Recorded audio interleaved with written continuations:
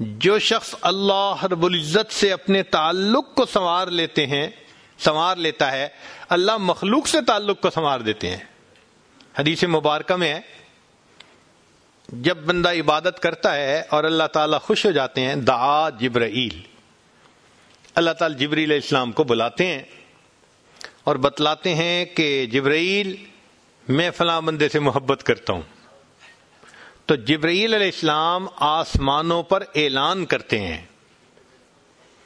کہ آسمان کے فرشتوں، اللہ تعالیٰ فلاں بندے سے محبت کرتے ہیں۔ یہ اعلان سن کر سارے فرشتے اس بندے سے محبت کرنے لگ جاتے ہیں۔ پھر جبریل علیہ السلام زمین پر آتے ہیں اور زمین پر آ کر پھر اعلان کرتے ہیں کہ لوگوں، فلاں شخص سے اللہ تعالیٰ محبت کرتے ہیں، ثم یودع لہ القبول فی الارض، پھر اللہ اس شخص کے لیے زمین میں قبولیت رکھ دیتے ہیں۔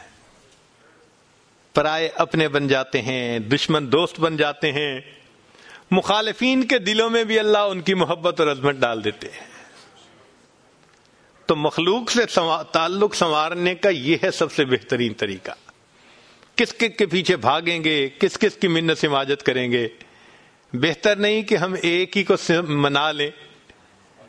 جس نے اللہ کو منا لیا، اللہ تعالیٰ مخلوق کے ساتھ اس کے تعلق کو سارا ٹھیک فرما دیں گے۔